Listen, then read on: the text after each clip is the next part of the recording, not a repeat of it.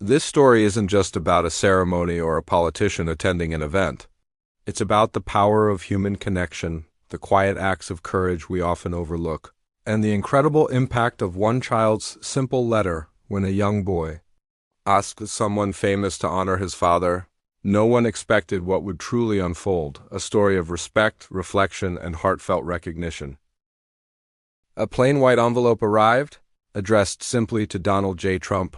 There were no seals of office, no headlines in the media, just a quiet delivery from a small town in Ohio. Inside, neatly written in pencil, was a letter from a 10-year-old boy named Daniel Whitmore.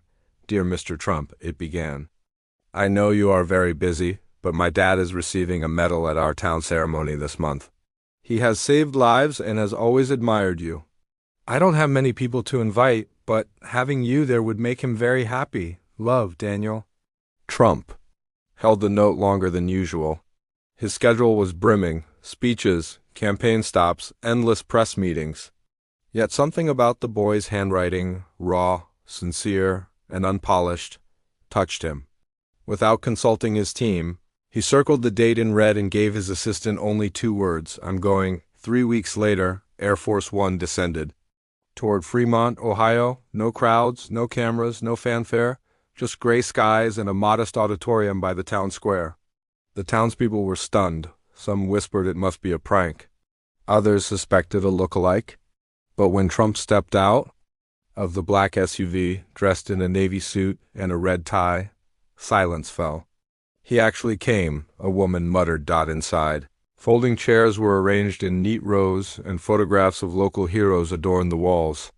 Daniel, clutching a program tightly, stood at the front, eyes wide with excitement. "You must be." "Daniel," Trump said, bending slightly. "Your letter brought me here." Daniel blinked. "Really? You got it?" Trump smiled. "Yes, let's make your dad proud." But as the ceremony began, something unusual occurred. No one applauded. The room was heavy with emotion. Trump, initially confused, tried to understand the silence. The mayor, an elderly man with a quivering voice, began reading names. Local heroes stepped forward: firefighters, paramedics, military veterans, even a high school janitor who had rescued children from a fire. Each received their medal in silence. The atmosphere was solemn, respectful, and reflective. No media, no cameras, only neighbors, family, and quiet faces full of unspoken stories. A woman sitting next to Trump explained softly, "This is a ceremony of reflection, not applause. Everyone here has saved someone, yet each has carried a loss of their own." Trump nodded slowly, sensing the weight of the room. Daniel whispered to him, "Almost Dad's turn," giving a small thumbs up.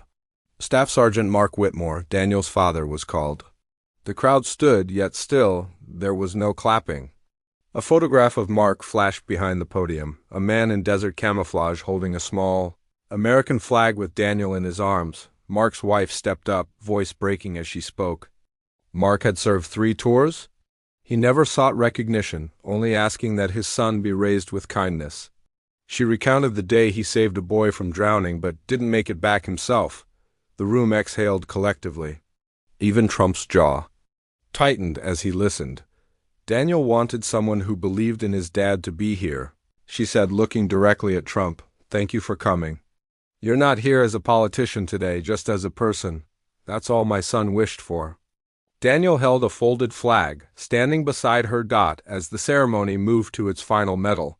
The mayor paused, holding a silver badge inscribed, "For courage without witness." It belonged to a man who had saved strangers in a train accident and disappeared without recognition. Trump studied the photograph the mayor provided, blurry, grainy. Something clicked. The coat, the stance.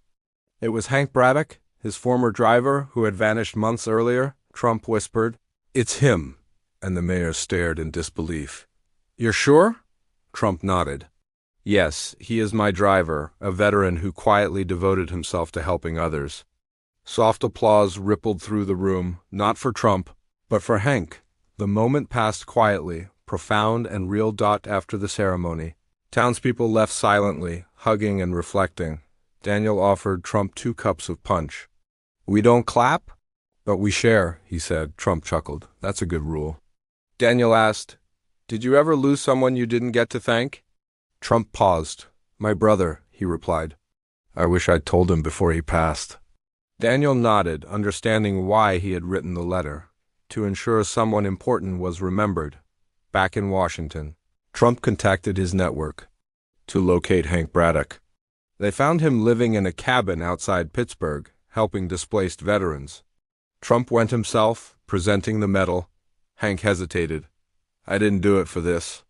"I know," Trump said, "but this medal tells a story, one Daniel will hear about the quiet ones." Daniel's letter was framed in Trump's office. When he gave speeches afterward, he no longer started with applause lines, but with the story of Daniel's town, a room where hearts clapped silently. At a rally in Arizona, he shared Daniel's story, and the audience hushed, reflecting. Rather than cheering, the impact spread. Thousands of letters poured into Trump's office, sharing stories of unnoticed heroism.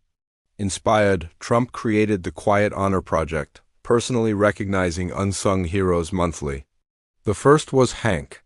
Braddock. Daniel received a final medal in the mail, reading Trump's note. "You didn't just honor your dad.